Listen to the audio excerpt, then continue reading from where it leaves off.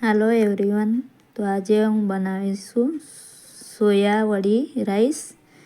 तो अहींया मैं पुलावना चोखा लीधा छे, जे मैं बाफी लीधा छे अधकचरा। अने सोयाबीन जे छे सोया वड़ी आपणे पलाળી લીધી છે 2-3 મિનિટ માટે ગરમ પાણીમાં, અને એમાંનું પાણી આપણે હવે કાઢી લઈશું। ખૂબ જ ટેસ્ટી લાગે છે આ રેસીપી। તમે બાળકોના ટિફિનમાં અઠવાડિયામાં 2 વાર તો આપી શકો છો। ખૂબ જ ટેસ્ટી બી હોય છે અને ખૂબ જ હેલ્ધી હોય છે। એમાં ખૂબ જ ન્યુટ્રિશન મળી આવે છે આપણે શરીર માટે, પ્રોટીનથી ભરપૂર હોય છે। તમે અઠવાડિયામાં 2 વાર તો જરૂર આપજો બાળકોના ટિફિનમાં। હું તો આપું છું, તો તમે પણ જરૂર બનાવી જોજો। એકવાર બનાવશો ને તો તમે વારવારે બનાવીને ખાવાનું પસંદ કરશો, એટલું ટેસ્ટી લાગે છે। અને એમાં ઝંઝટ કર્યા વગર ખૂબ જ જલ્દી બની જતી રેસીપી છે। મસાલાનો પણ ઉપયોગ થતો નથી વધારે, ખાલી એક જ મસાલાનો ઉપયોગ થાય છે, જે તમને હું આગળ બતાવીશ। તો જરૂર જોજો વિડીયો પૂરો એન્ડ સુધી। આપણે કાઢી લીધું છે પાણી સોયાબીનમાંથી। હવે તમે ચાહો તો આખું રાખી શકો, નહીં તો 2 ટુકડા કરી શકો છો સોયાબીનના। અને અહીંયા હું તેલ ગરમ લઈ લીધું છે 1 ચમચી, એમાં જીરું નાખ્યું છે।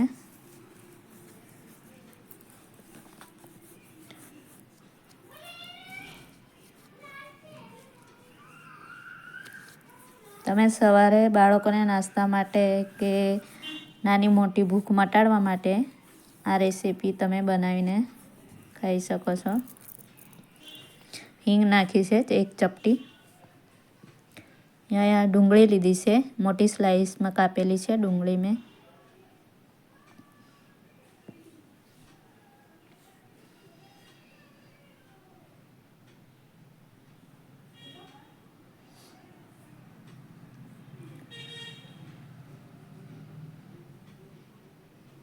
તો આપણે ડુંગળીને થોડી વાર સાતળી લઈએ।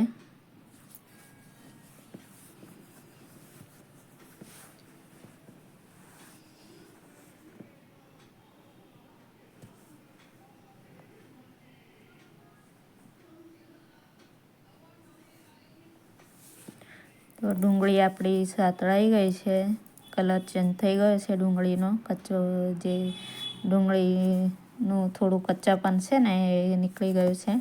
તો આપણે એની અંદર હવે એડ કરી દઈશું સોયાબીન।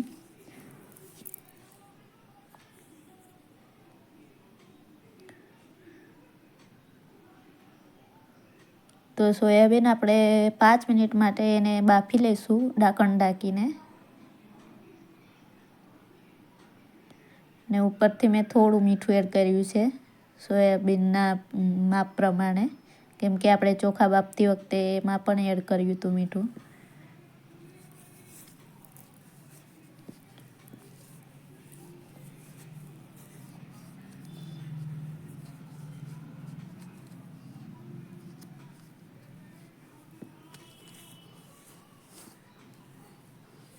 તો ચાલો 5 મિનિટ માટે આપણે બાફી લઈએ એને।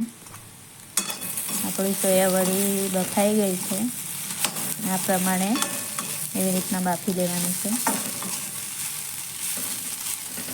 એના પછી આપણે એની અંદર રાઈસ એડ કરી દઈશું, જે આપણે બાફીને મૂક્યું છે। અને જે કેપ્સિકમ 2-3 ટુકડા મેં કાપીને અંદર એડ કર્યા છે। તો તમારા નાના બાળકો હોય તો તમે ભાવતું હોય એ પ્રમાણે એડ કરી શકો છો। જે મેગી મસાલો આવે છે, મેજિક મસાલો, એ 1 પાઉચ એડ કર્યું છે મેં। જો તમારા જોડે મેગી મસાલો ના હોય તો તમે ખીચડી મસાલો એડ કરી શકો છો।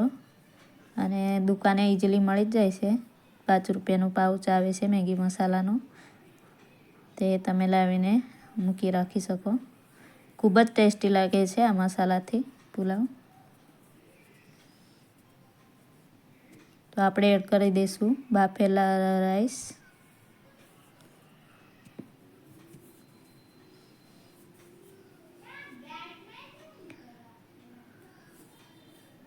અને એને બરાબર મિક્સ કરી લઈએ।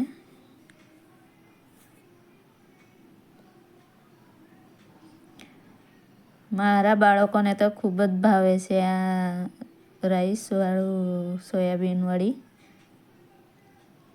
તમે પણ બનાવી જોજો, ખાઈ જોજો ને પછી કોમેન્ટ જરૂર કરજો.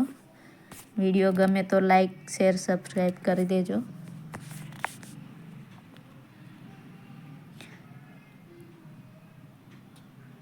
તો આપણું સોયાવડી રાઈસ તૈયાર છે.